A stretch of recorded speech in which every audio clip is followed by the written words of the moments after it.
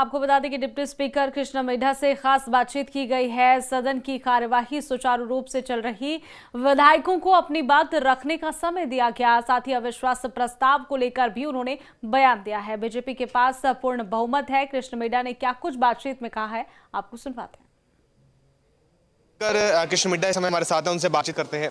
Sir, आज की कार्रवाई को लेकर यदि बात की जाए, किस प्रकार की कार्रवाई अभी तक चल रही है? कार्रवाई सुचारू रूप से चल रही है, इसमें कोई दिक्कत वाली बात नहीं है। सभी विधायकों ने अपने 0 हावर्स में भी और प्रश्नकाल में अपने प्रश्न रखने का काम किया और आज भी लगभग 18 क्वेश्चन कंप्लीट हुए। इसके साथ ही सर, आज मुख्यमंत्री द्वारा एक तंज कसा गया है भूपेंद्र सिंह हुड्डा के ऊपर, किस प्रकार देखते हैं अभी? माननीय मुख्यमंत्री जी ने कोई तंज नहीं कसा। उन्होंने जो कल का विषय है, जो उनके आने का स्वागत किया गया और उस पर जो माननीय अनिल विज साहब ने जो शेरोशायरी की, उस पर वो जिक्र करना चाहते थे। इतने में आपस में उनको लगा कि मुझे तंज कस रहे, ऐसा कोई विषय नहीं था।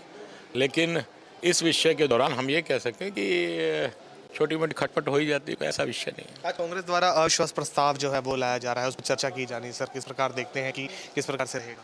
देखिए, कांग्रेस का अविश्वास प्रस्ताव ये नंबरों का खेल है और भारतीय जनता पार्टी के पास, सरकार के पास पूरे नंबर है, उसमें कोई दिक्कत नहीं है। धन्यवाद।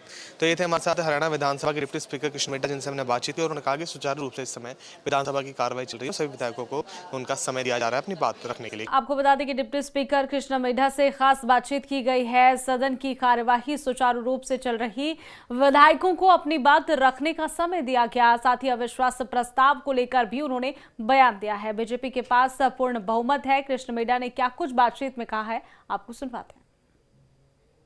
कृष्ण मिड्ढा इस समय हमारे साथ हैं, उनसे बातचीत करते हैं।